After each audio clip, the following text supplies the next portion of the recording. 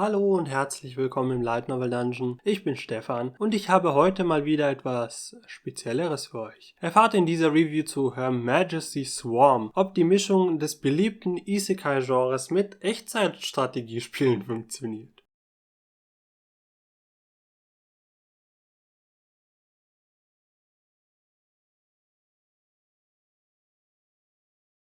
In dieser Review möchte ich euch ein Buch vorstellen, das durch seine Prämisse aus der Masse der generischen Fantasy-Isekai mit einer originellen Idee hervorsticht. Bei Her Majesty Swarm handelt es sich wie oft heutzutage um eine Light Novel des Isekai-Genres. Allerdings wird unsere Protagonistin nicht in eine Fantasy-Welt oder in eine gewöhnliche Videospielwelt geschickt, sondern findet sich in ihrem Lieblings-Echtzeitstrategiespiel wieder. Das war es auch, was mein Interesse an diesem Buch geweckt hat. Ich bin zwar selbst kein Riesenfan von Echtzeitstrategie, aber mir ist dieses Buch bei der Recherche für einen anderen Artikel irgendwie im Gedächtnis geblieben. Werfen wir also heute einen genaueren Blick auf dieses Buch. Offizielle Beschreibung. Natürlich fangen wir hier, wie üblich, erstmal damit an, was wir vom Publisher als Beschreibung an die Hand bekommen. Unsere Protagonistin ist eine Universitätsstudentin, die in ihrem Lieblings-Echtzeitstrategiespiel gerne die böse Fraktion der Arachnea spielt. Eines Tages findet sie sich aber in einer Welt wieder, die dem Spiel zum Verwechseln ähnlich erscheint. Noch dazu im Körper eines 14-jährigen Mädchens. Obwohl die Dinge in der neuen Welt etwas anders sind als in der Welt des Videospiels, bleibt ein Element erhalten. Sie ist auch in der neuen Welt die Anführerin der Arachnea, die Spinnen, die unter ihrer Kontrolle stehen und als Schwarm bekannt sind, vergöttern sie und wollen von ihr zum Sieg geführt werden. Um zu überleben, vergrößert sie ihren Schwarm und formt friedliche Beziehungen mit den Elfen eines angrenzenden Waldes. Als dann aber ein Sklavenhändler durch die Wälder reist und eine ihrer Spinnen ermordet und zu allem Überfluss auch noch die Krieger eines angrenzenden Königreichs das Dorf der Elfen niederbrennen und dessen Bewohner massakrieren, bereitet sie alles für einen Gegenangriff vor und will Rache nehmen. Die Rache für die gefallenen Kameraden ist allerdings nur ein Vorwand, um die Länder dieser Welt anzugreifen und zu erobern. Dies war eine freie Übersetzung der offiziellen Beschreibung von J-Novel Club. Allgemeine Informationen. Bevor ich euch aber mehr zur Novel erzähle, noch ein paar allgemeine Sachen vorweg. Ich habe euch für die Review mal wieder ein E-Book des Publishers J-Novel Club im Gepäck. Wie üblich bei Büchern dieses Publishers habe ich mir auch hier wieder die kopierschutzfreie Fassung des E-Books direkt bei J-Novel Club besorgt. Als Bonus erhält man von J-Novel Club in diesem Buch ein Bonuscover ohne Text. Geschrieben wurde dieser Roman vom Autor 616th Special Information Battalion. Ein etwas eigenartiger Name, muss ich gestehen. Ich habe auch kurz überlegt, ob der Name einfach nur irgendeine Referenz ist, die ich einfach nicht verstanden habe, aber was soll's. Wenn jemand eine Idee haben sollte, was es damit auf sich hat, lasst es mich gerne wissen. Die Illustrationen in diesem Buch wurden von Eiri Iwamoto beigesteuert, allerdings sind in diesem Buch kaum welche enthalten. Neben dem Cover bekommen wir noch eine kleine Karte der Umgebung im Buch serviert. Weitere Innenillustrationen gibt es hier nicht. Die Übersetzung ins Englische stammt von Zack Seal. Dieser zeichnet sich auch für die Übersetzungen von Record of Watania War und How to Not Summon a Demon Lord verantwortlich. Als Editor für dieses Buch wurde Taylor von Zone tätig. Die Arachnea im Detail. Da wir im Buch sehr viel mit ihnen zu tun haben werden, möchte ich an dieser Stelle gerne einen kurzen Blick auf die Arachnea werfen. Dieser Abschnitt enthält Spoiler zu den Einheiten der Arachnea, kurz auch als Schwarm betitelt. Wollt ihr diese nicht lesen, springt hier direkt zu meiner Meinung. Die Arachnea sind, wie der Name erahnen lässt, eine Rasse aus dem Spiel, die am ehesten mit Spinnen vergleichbar ist und eine bösartige Fraktion darin darstellt. Sie sind in einem totalitären System organisiert und ökonomisch bauen sie auf einer Wirtschaft rund um ihren Schwarm und ihrer Königin als Anführerin auf. Militärisch ist die Fraktion auch ganz interessant, denn die Arachnea setzen passend zu ihrem politischen System nicht auf Diplomatie, sondern auf totale Vernichtung. Wenn man wollte, könnte man sie sogar als Faschisten bezeichnen, heißt es im Buch weiter. Der Schwarm versteht sich als Kollektiv und sie sind alle über ein telepathisches Netz verbunden, ähnlich einem Haufen Ameisen vielleicht. Der Einzelne zählt dem Schwarm nichts, es geht nur um das Kollektiv. Sie reproduzieren und ernähren sich vom Fleisch der Feinde, die sie niederstrecken. Für diese Fraktion ist ein Krieg nicht nur Mittel zum Zweck, sondern dient auch gleich der Vergrößerung der Armee und dem Überleben. Ihr einziges Ziel Der Sieg, das um jeden Preis. Schauen wir uns doch noch die Einheiten dieser Fraktion etwas genauer an. Alle Einheiten haben gemeinsam, dass sie ein spinnenähnliches Äußeres haben. Ihr wisst schon, 8 Beine und so weiter. Je nach Einheit kommen dann noch Fangzähne und scharfe Sensen hinzu. Die Ripper Swarm sind die am einfachsten in Massen zu produzierende Einheit der Arachnea für den Kampf und auch sehr schnell in ihrer Fortbewegung. Sozusagen die Brot- und Buttereinheit. Die Worker Swarm sind, wie der Name vermuten lässt, für all das zuständig, was das Bauen von Häusern und Strukturen angeht und können vielseitig eingesetzt werden. Sie können auch edle Stoffe vernähen und herstellen. Als nächstes haben wir mit den Digger Swarm unsere erste Spezialeinheit. Sie sind teuer in der Herstellung, aber durch ihre Fähigkeit, Tunnel im Boden zu graben, vielseitig einsetzbar.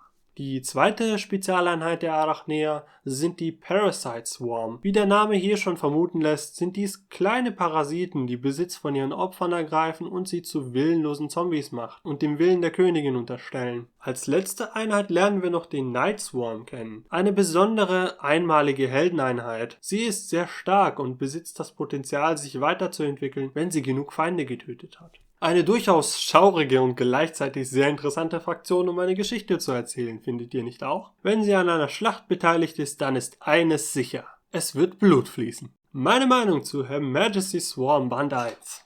Jetzt will ich natürlich noch dazu kommen, wie ich zu diesem Buch stehe. Insgesamt kann ich festhalten, ich hatte eine gute Zeit mit dem Buch. Die ungewöhnliche Prämisse hat mich in diesem Fall nicht enttäuscht und mir eine faszinierende, wenn auch grausame Geschichte geliefert, die mal ganz anders ist als das, was man aus dem Isekai-Genre gewohnt. Wie erwartet geht das Buch seine Kämpfe viel strategischer an, als man es von anderen Genrevertretern gewohnt ist. Aber wenn man daran denkt, dass wir in der Welt eines Echtzeitstrategiespiels sind, ergibt das wohl Sinn. Es ist mal erfrischend, einen Isekai zu sehen, der wirklich strategisch ist. Die Schlachten, denen wir in diesem Buch beiwohnen dürfen, sind sicher nicht die spannendsten, die ich gelesen habe, aber wissen durch ihre strategische Tiefe zu bestechen. So erleben wir immer wieder, wie schnell die Arachnea eine Festung zu Fall bringen können, nur weil unsere Königin geschickte Taktiken verwendet, über die ich hier gar nicht so viele Worte verlieren möchte. Nur so viel, wie der Schwarm auch scheinbar uneinnehmbare Festungen zu Fall bringt und alle Soldaten und anderen Einwohner darin zu Fleischbällchen verarbeitet, ist erschreckend und faszinierend zugleich. Auch an anderen Stellen beweist das Buch immer wieder taktische Tiefe, indem es immer wieder Konzepte, Siegesstrategien und Herangehensweisen erklärt, die die Königin für den Sieg nutzt oder im Spiel genutzt hat. Sicher ist dieses Buch ein Fest für Fans der Echtzeitstrategie. Man dürfte wohl einige Sachen wiedererkennen, sollte man sich näher mit solchen Spielen befassen. In einer Diskussion, die ich zu diesem Buch hatte, kam nämlich der Punkt auf, dass der Schwarm schon eine gewisse Ähnlichkeit mit den Zerg aus StarCraft hat. Es könnte daher sein, dass man hier und da noch mehr solche Anleihen finden kann. Leider habe ich zu dieser Art Spiele wenig Ahnung, um genauer darauf eingehen zu können, daher lasse ich euch mit diesen Gedanken mal alleine. Eine weitere Besonderheit in diesem Buch ist der geschickte Einsatz verschiedener Erzählperspektiven. Das meiste bekommen wir aus der Sicht der Königin des Schwarms in der ersten Person mit. Dies hat natürlich den Vorteil, dass wir die strategischen Gedankengänge der Königin leichter nachvollziehen können und auch einen Einblick in das kollektive Bewusstsein des Schwarms und die Gefühlswelt der Königin bekommen. Über den Verlauf des Buches habe ich wirklich den Eindruck gewinnen können, dass unsere Protagonistin nicht mehr ganz menschlich ist, was ihre Vorstellungen und moralischen Werte angeht. Allerdings macht auch die Protagonistin eine ähnliche Beobachtung an sich selbst und fürchtet, dass ihre Menschlichkeit womöglich gänzlich auf der Strecke bleiben könnte. Der Schwarm scheint sie insoweit beeinflusst zu haben, dass sie die unglaublichsten Verbrechen an der Menschheit durch die Arachnea einfach beiseite wischt. Schließlich haben sie es ja verdient, so der Gedankengang. Sie hat es sich zur Aufgabe erklärt, den abstrakten Wunsch der Arachnea, siegreich zu sein, zu erfüllen und schreckt dabei nicht einmal vor einem grausamen Völkermord an allen, die sich ihr in den Weg stellen, zurück. Dennoch scheint es so, als hat sie ihre Menschlichkeit noch nicht komplett verloren und sie zwingt sich auch, diese nicht zu vergessen, was zu einigen interessanten Monologen führt. An manchen Stellen zeigt sich eine gewisse Angst in der Protagonistin, was mit ihr passieren könnte, wenn der Schwarm ihr nicht mehr gehorchen sollte. Ich bin auf jeden Fall gespannt, wie es mit ihr als Charakter in den folgenden Bänden weitergeht. Wird sie sich bald vollständig dem Schwarm hingeben oder ihre Menschlichkeit, zumindest was davon noch übrig ist, erhalten können? Alles, was sich nicht um den Schwarm und unsere Königin dreht, wird in der dritten Person erzählt. So sind alle Schlachten und alles, was sich mit den anderen Fraktionen im Detail beschäftigt, in der dritten Person geschrieben. Dies hat einen sehr interessanten Effekt auf den Leser. Zum einen nimmt es uns als Leser ein bisschen mehr aus dem blutigen Geschehen auf dem Schlachtfeld heraus, da man nur beobachtet, was passiert und es abstrahiert das Geschehen auch noch ein wenig. Durch die Perspektive von außen schafft es der Autor, die Arachnea in den Schlachten auch als die wirklich grotesken und bösartigen Monster darzustellen, die sie sind. Um auch ein Verständnis der Gegenseite, also der Gegenseite der Arachnea zu erzeugen, nutzt der Autor ebenfalls die Perspektive der dritten Person aus. Es wird ein bisschen Empathie im Leser erzeugt, indem einigen der Personen, die später dem Schwarm zum Opfer fallen, eine kleine Geschichte mit auf den Weg gegeben wird. Wenn man weiß, wer hinter dem Helm steckt, wirkt der Genozid gleich ganz anders und durchaus bedrückend. Eine weitere Sache, die mir noch beim Lesen aufgefallen ist,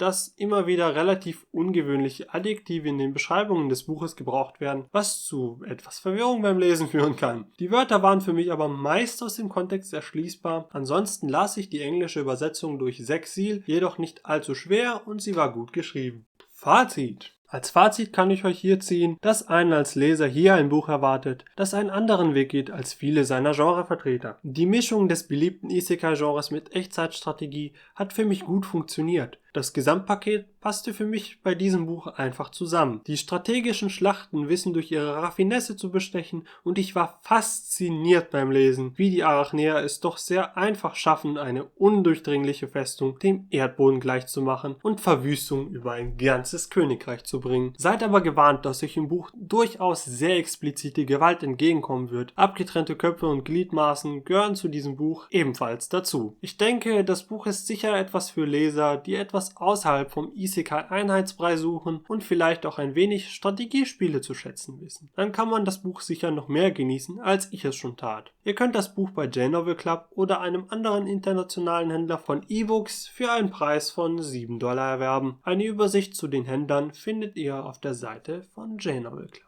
Und damit haben wir es auch für diese Review im Light Novel Dungeon. Falls sie euch gefallen hat, abonniert den Light Novel Dungeon, haut auf die Glocke, damit ihr kein neues Video verpasst und ich würde mich auch über einen Daumen nach oben freuen. Ansonsten schaltet auch das nächste Mal für die nächste Review im Light Novel Dungeon wieder ein. Bis dahin, tschüss.